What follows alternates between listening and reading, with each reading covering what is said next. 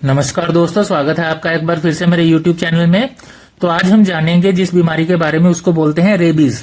और साथ ही में हम जानेंगे अगर आपको कुत्ता काट ले या कोई और जानवर आपको काट ले तो उसके बाद हमें क्या करना चाहिए, कौन सी वैक्सीन लेनी चाहिए और जख्म को कैसे ठीक करना चाहिए, कैसे साफ करना चाहिए। तो सबसे पहले रेबीज है क्या? रेबीज एक वायरल डिसीज है, वायरस के कारण होती है। जो भी जानवर काटता है उसके थूक में ये वायरस होता है और ये एक जूनोटिक डिसीज है। जूनोटिक का मतलब है जो जानवरों से जानवरों में फैलती है। जब ये वायरस हमारे शरीर में दाखिल हो जाता है तो ये हमारे दिमाग में जाके सोजिश कर देता है, जिसको एन्सेफेलाइटोमाइलिटिस बोलते हैं। और इसके कारण बहुत सारे सिम्टम आते हैं। हमको ज्यादातर दो ही पता होते हैं, लेकिन और बहुत सारे हैं। जो दो पता होते हैं वो है पानी से डर लगना या पागलपन सा आ जाना। ठीक है, ये होता क्यों है? जब भी जानवर हमें बाइट कर ले, काट ले या अपने दांतों से हमारे स्क्रैच कर दे, ठीक है, या वो हमारी जख्म को या जहां पे भी हमारी स्किन टूटी हुई है उसको चाट ले, तो वहां से ये थूक से वायरस एंटर कर सकता है हमारे शरीर में। हिंदुस्तान में बहुत कॉमन है ये बीमारी। खास करके अगर वर्ल्ड में बहुत सारी ये बीमारी पाई जाती है तो उसमें एक मेजर पार्ट इंडिया में है। इंडिया में लेकिन दो जगह ऐसी है जहां पे ये बीमारी नहीं पाई जाती, वो है अंडमान निकोबार और लक्षद्वीप। तो यह पिक्चर देख सकते हैं, जो लाल लाल निशान है वहां कंट्रीज में ये बीमारी ज्यादा पाई जाती है, जिसमें इंडिया आ गया, चाइना आ गया। रेबीज का जो लिटरल मीनिंग ही होता है वो मैडनेस होता है, पागलपन होता है। अच्छा, अगर आपको जानवर काट ले तो उसके 30 या 90 दिन के बाद, 1 महीने या 3 महीने के अंदर अंदर आपको सिम्टम आ सकते हैं रेबीज के। और ये होता क्यों है, इतना फ्लक्चुएशन क्यों है? डिपेंड करता है भी आपको काटा कहाँ है। अगर आपको दूर काटता है सेंट्रल नर्वस रीढ़ की हड्डी से या दिमाग से, जितना दूर काटेगा तो उतना लेट सिम्टम आते हैं। या और डिपेंड भी करता है भी उसने कितना काटा है या कितना उसका थूक हमारे अंदर गया है। इस बहुत सारे फैक्टर पे ये डिपेंड करता है। अब मेन बात है भी रेबीज है जो, वो होती कौन कौन से जानवर से है। देखिए, most of the time India में 95-96% केसेस हैं जो कुत्ते के काटने के कारण होते हैं। लेकिन और बहुत सारे जानवर हैं, जैसे बिल्ली हो गया, मंकी हो गया, सुअर हो गए, गधे हो गए, घोड़े हो गए, कैमल हो गया, ऊंट, ठीक है, या बियर हो गए, मैंग्रूज हो गए, फॉक्स हो गई, ठीक है, कैटल्स जो होगी, शीप वगैरह, अगर उनको भी रेबीज है, अगर वो काट ले तो उनके कारण भी रेबीज हो सकता है।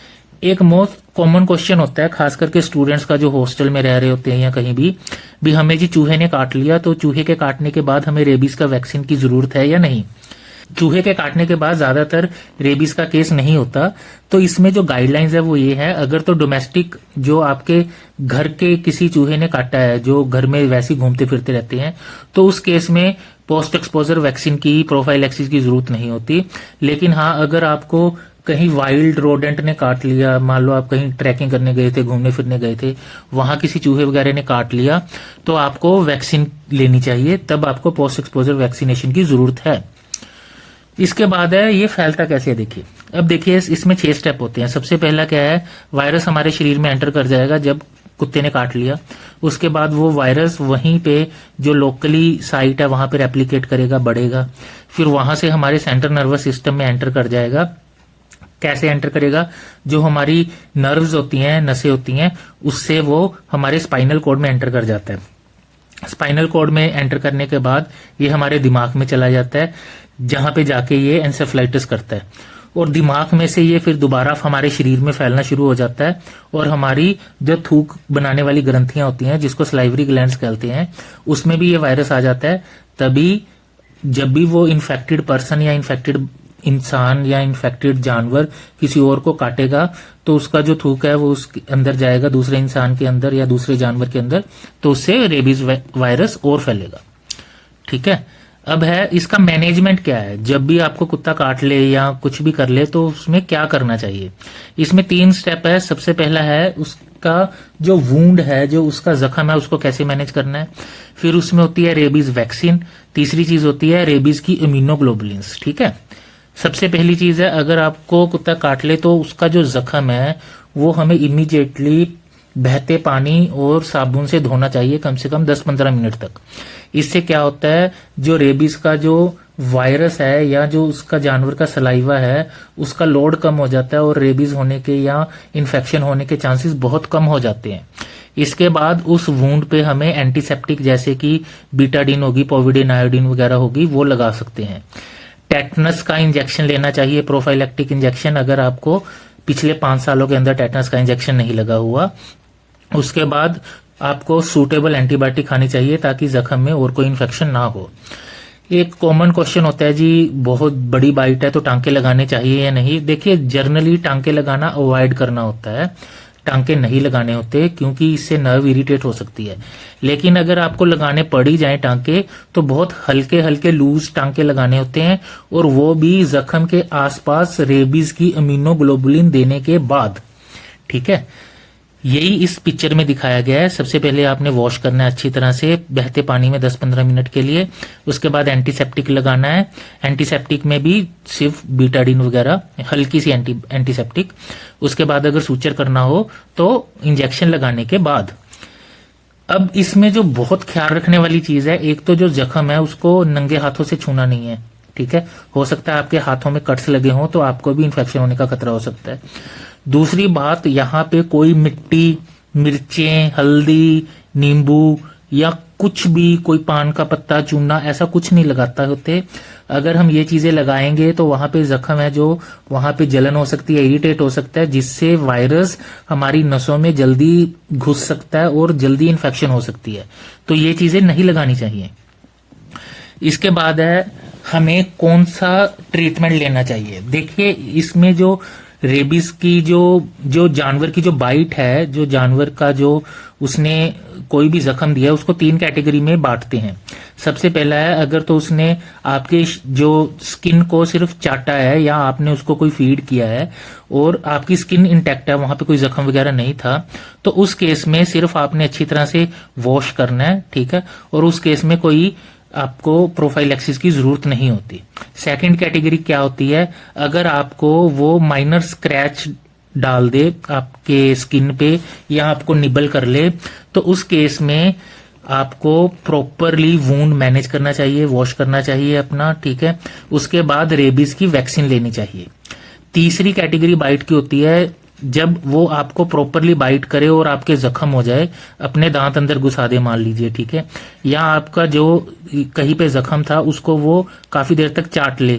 ठीक है, तो उसके कारण जो ये टाइप के एक्सपोजर होते हैं वो कैटेगरी 3 में डाले जाते हैं। इस केस में आपको प्रॉपर वुंड मैनेजमेंट और रेबीज की वैक्सीन, और तीसरी चीज जो आ जाती है, जख्म के आसपास रेबीज की इम्यूनोग्लोबुलिन के इंजेक्शन भी लगवाने पड़ने होते हैं। तो ये रेबीज की वैक्सीन का जो पोस्ट एक्सपोजर प्रोफाइलैक्सिस है वो ज्यादातर हमारे इंट्रामस्कुलर इंजेक्शन यूज होते हैं, जिसका शेड्यूल होता है 0 डे। 0 डे मतलब जिस दिन आपको काटा वो वाला दिन। फिर उसके बाद तीसरे दिन पे लगती है 1 डोज, फिर 7th डे पे लगती है, फिर 14th डे पे लगती है, फिर 28वें दिन पे लगती है। 5 डोज लगती हैं आपको। दोबारा रिपीट कर रहा हूं, 0 डोज मतलब जिस दिन आपको काटा, उसके बाद तीसरे दिन, फिर 7वें दिन, फिर 14th डे, फिर 28वें दिन। ठीक है, लेकिन इसमें एक कैच है, अगर मान लो जिसने भी कुत्ते ने आपको काटा था वो कुत्ते को आप ऑब्जर्व कर पा रहे हैं, मान लीजिए आपके आसपास वो रह रहा है या किसी के घर में रह रहा है, तो वो 10 दिन तक अगर ठीक रहता है कुत्ता, तो आपका जो 14th डे पे इंजेक्शन लगना होता है उसको हम स्किप कर देते हैं और सिर्फ 4 डोज लगती हैं, फिर 0, 3, 7 और 28th डे पे। ठीक है, इसको बेसिकली ऐसे बोल देते हैं भी पोस्ट एक्सपोजर प्रोफाइलैक्सिस को प्री एक्सपोजर में बदल दिया। अब क्वेश्चन आते हैं, अगर आपका जो कुत्ते ने काटा है, अगर वो कुत्ता प्रॉपरली वैक्सीनेटेड है तो आपको वैक्सीन लेने की जरूरत है या नहीं। देखिए, अगर जो कुत्ते ने काटा है वो प्रॉपरली पिछले 2 साल में उसने प्रॉपरली वैक्सीनेशन ली है और उसकी इम्यूनिटी जो रेबीज के खिलाफ लेबोरेटरी प्रूव्ड है, मतलब लेबोरेटरी से कुत्ते का अगर टेस्ट करवाया है और उसमें उसकी इम्यूनिटी रेबीज के खिलाफ काफी अच्छी आई हुई है, तो आपको वैक्सीन लेने की जरूरत नहीं है। अदरवाइज अगर लेबोरेटरी प्रूवन वैक्सीनेशन नहीं है तो आपको रिस्क नहीं लेना चाहिए और वैक्सीन ले लेनी चाहिए। इसके बाद आती है पैसिव इम्यूनोग्लोबुलिन्स। पैसिव मैंने बताया ना कैटेगरी 3 में, जहां पे बहुत ज्यादा जख्म होता है, खून निकलने लग जाए, ठीक है। तो उसमें लोकली वुंड के आसपास हमें इम्यूनोग्लोबुलिन देनी पड़ती है। बेसिकली ये एंटीबॉडीज हैं रेबीज के खिलाफ, जो जख्म के आसपास हम इंजेक्ट कर देते हैं ताकि वायरस फैले ना। तो ये दो तरह की होती हैं, एक तो इक्वाइन, एक ह्यूमन। इक्वाइन का मतलब एक जो घोड़े से एंटीबॉडी बनती है, एक जो इंसान के खून से बनती है, ठीक है। अगर तो इक्वाइन ले रहे हो आप तो उसकी डोज होती है 40 इंटरनेशनल यूनिट पर केजी बॉडी वेट। रेफरेंस के लिए बता रहा हूं, अगर मान लो आपका वेट 60 केजी है तो आपकी जो डोज बनी वो 2400 इंटरनेशनल यूनिट बनी, तो वो 2400 इंटरनेशनल यूनिट आपको इंजेक्ट कर देंगे। इसके बाद जो ये इसकी मैक्सिमम डोज लगानी होती है वो 3000 इंटरनेशनल यूनिट ही लगानी होती है। जो ह्यूमन रेबीज इम्यूनोग्लोबुलिन होती है जो महंगी आती है, उसकी डोज 40 इंटरनेशनल यूनिट पर केजी होती है। मतलब जितना भी आपका भार है उससे 20 गुना कर लो। मैक्सिमम से मैक्सिमम 1500 इंटरनेशनल यूनिट ही लगानी होती है। ये आप क्लिक करके रख सकते हैं पिक्चर, इसमें दिखाया गया है भी कैटेगरी 1, 2, 3 कौन सी है और हमें क्या करना चाहिए अगर आपकी बाइट किसी भी कैटेगरी में आ रही है। इसके बाद अब हम अगर जानना चाहें तो रेबीज के सिम्टम क्या होते हैं रेबीज होने के बाद। सबसे पहले तो एक प्रोड्रोमल फेज होता है जिसमें जो सिम्टम्स होते हैं जर्नल वायरल इन्फेक्शन वाले होते हैं। सोर थ्रोट हो गया, शरीर का टूटना हो गया, डिस्कम्फर्ट हो गया, बुखार, मलेज, हेडेक, ठीक है। इसके बाद जो फेज आता है एक्साइटेशन वाला फेज आता है जिसमें दिमागी बुखार हो जाता है। तो उसमें ये सिम्टम आते हैं जिसको बोलते हैं भी लरेंजियोस्पाज्म हो गया, पानी से डर लगता है, बंदा बहुत रेस्टलेस रहता है, ठीक है, हाइपरटेंशन, फियर, उसको डर लगा रहता है। ये जो सारे सिम्टम हमें ज्यादातर पता होते हैं एक्साइटेशन फेज में आते हैं। थर्ड फेज आता है पैरालिसिस होना लग जाता है उसको, जब वो वायरस दोबारा हमारे शरीर में फैलना शुरू कर देता है तो फ्लैसिडिटी होती है। और फाइनली जो डेथ होती है वो रेस्पिरेटरी मसल्स के पैरालिसिस के कारण होती है। लास्टली हम रेबीज की वैक्सीन तो ठीक है, हमने सारा कुछ डिस्कस कर लिया, लेकिन हम अपने आप को बचा कैसे सकते हैं भी ताकि हमें रेबीज हो ही ना।